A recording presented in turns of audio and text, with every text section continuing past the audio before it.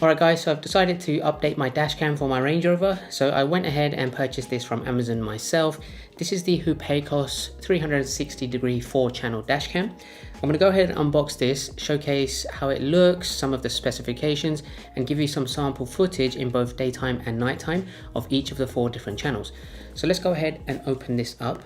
So there you have the user manual. I believe it's called the V80 model. This actually comes in at £250. There was a £50 voucher, so I got it for £200. So check out the link in the description if you want to find out more information and maybe take a look at purchasing it yourself. You've got a couple of sticky pads that you will use for the back camera and the front camera itself. So inside the accessories box, it comes with one packet here, which has 5 wire tidy sticky pads and a wire tool to put in the edges of your roof and sides of your car. So you have a USB-C powered power cable, which I thought there would be an option to have one that goes to a USB port rather than the 12-volt power port in your car. Doesn't seem like that's the case, so you'll have to connect it via this to power it on. You have yourself the back camera, which will plug into a 3.5mm jack port on the main dash cam. Has a couple of sticky pads in there to connect to the back of this, like so. And then you also have the windshield attachment. So those are the cables and the accessories. Let's take a look at the actual dash cam. So there you have it. Got a nice large LCD screen there on the front. A few buttons there. Mode, power button, left and right directional buttons, an OK button. I'll take a look at the user guide just to see what all of these buttons do, and we'll try it out once I've set it up in the car. And it actually looks pretty cool. These actually rotate.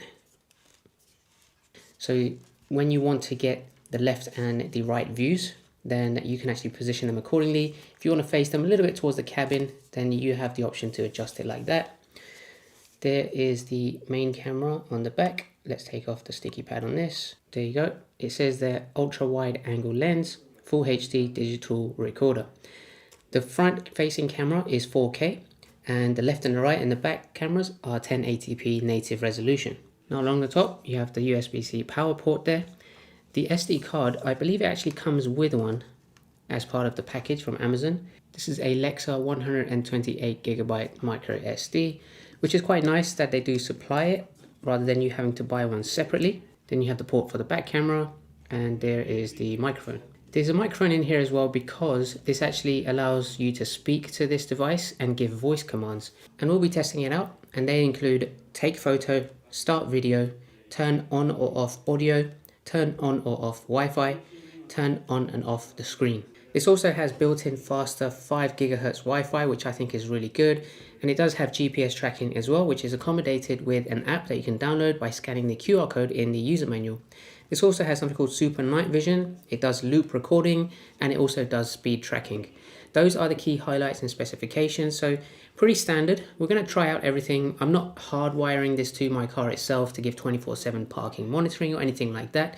But for a standard dash cam that will give me a 360-degree vision of loop recording, that's one of the things I was looking out for. And this seemed to have decent reviews online. So I will be testing that out myself. So let's go ahead, head out to the car and set this up. Okay, so I've got it set up. The first thing you'll notice is that this is on sort of a tilted angle. It's not completely straight. I don't know if this is a design fault, but the actual cables themselves, they actually get caught trapped. And that's primarily due to the windshield mount being directly over where the ports need to go, which is not a great design, but that's not too much of an issue because the actual cameras themselves, they can be tilted from sideways and left and right to make sure they look absolutely straight once you are viewing the live video. So let's take a look. I've got the back camera also connected, so I've got all 4 channels covered. When you hit the OK menu, you can go through these options here. So you've got Wi-Fi, infrared, loop record, G sensor, parking, language, screensaver, clocks, format the card, and reset. If you go to the next page, you've got your GPS status, speed adjust, speed unit. Let me go ahead to the unit. Mine is in miles per hour, but you can also change it to kilometers per hour. Then you also have the time zone. Let's go ahead, change that. So I'm in BST, so that will be GMT +1. Hit OK. And then if I wanted to go into daylight savings, then I can turn that on or off from here. So that's all of the menu options. Then you can also go into the dash cam, play back the footage directly from here. Go to voice control, dashboard and settings. Let's go ahead and check out voice control. So these are all of the different commands. Going to see if these work. Turn off screen. Turn on screen. Okay, that was pretty instantaneous. Show front camera. Show both camera. Oh, this is pretty nice actually. The voice commands, I'm actually very impressed with that. That works quickly, it's quite instant, and it actually does exactly what you say. So you've got all of the key information just there as well, date and time, etc. So I think it's looking good. Let's just quickly check out some of these other options.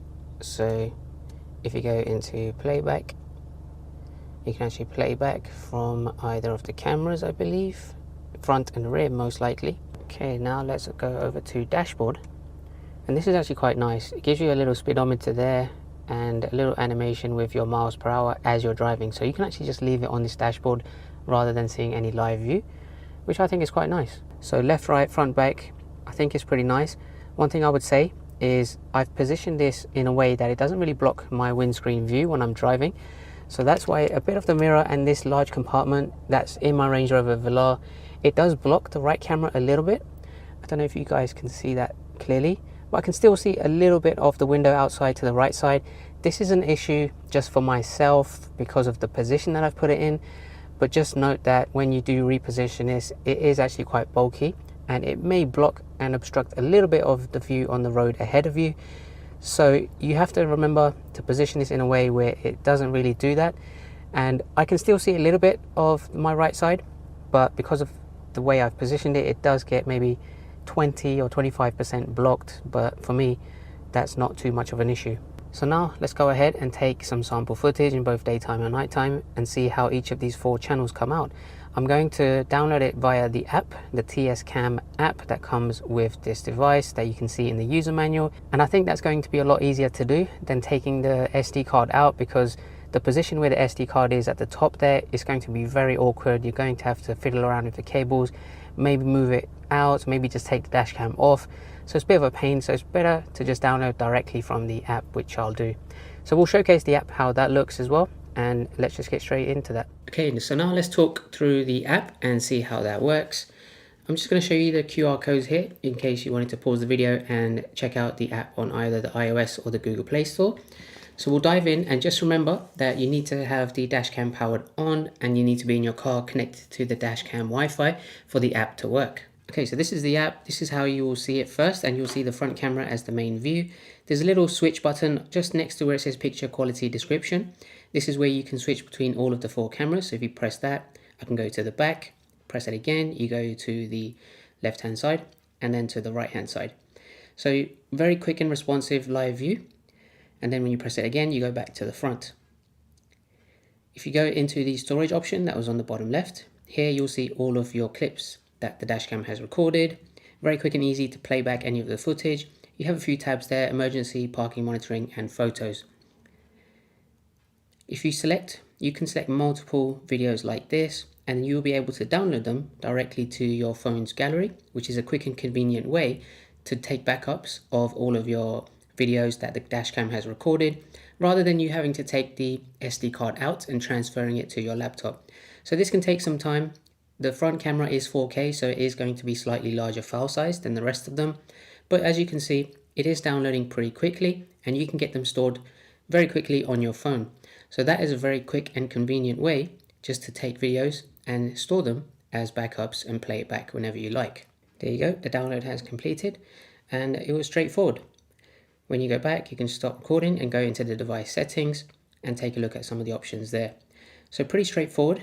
Everything you basically need from a dashcam app. It was simple to connect, and I didn't have any problems using this, and I connected the first time as well. So not overly complicated, it's very nice, and it's very easy to use. So for me, I would give it a thumbs up. So now let's take a look at some sample footage that I've taken in both daytime and nighttime. Okay, so let's start with the daytime footage, and I'll just show you a quick full screen view of all the cameras, starting with the front camera.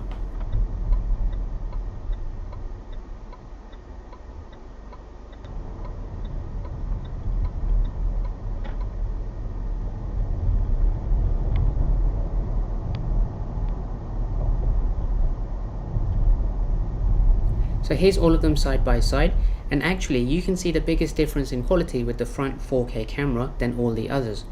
It is really clear and you can read the road signs and, more importantly, the license plates very clearly. The left camera has good visibility out of the window, and although my setup for the right camera is partially obstructed, it still looks good. Back camera seems like the lowest quality, but any car right behind me, the license plates are still easily readable. So let's see how the audio quality comes out with the internal mic on the dash cam. This is how the audio appears. So I'm just talking normally in the car and testing out the microphone from this dash cam. So hopefully you guys can hear me quite clearly. It's pretty quiet, it's not so great, so if you're having a conversation with someone out of your window, I don't think you'd be able to hear the person on the outside at all. So moving on to night recordings, and again starting with a quick full screen cycle through all 4 channels. Now you'll notice the left and right camera here are on infrared night mode, but we'll talk about that in a second. The back camera, however, is quite grainy, and I think it might even be 720p, let alone 1080. Okay, so talking about the difference in night mode quality for each of these channels, the front is still clear, but my sharp LED lights reflecting on other license plates makes it hard to read those license plates, but that would be the case with any dashcam, to be honest. But the roads and the buildings are very clear, so can't fault on the front camera's quality overall. The left and right cameras, you'll notice they switch between infrared night mode and color night vision intermittently. This is because when I drive through dark areas, there isn't much light sources for the dashcam to capture to be able to accurately get color vision. So it switches to infrared mode, which I think is actually quite good because it then tries to maintain visible scenes throughout your entire ride. So what that means is that just in case you do have an accident, it will have some form of clarity on how those events unfolded. And finally, the back camera maintains color vision throughout, but due to poor lighting, reflections, and maybe due to the demister lines on my rear windscreen, the quality isn't great at night, but I would say it's manageable.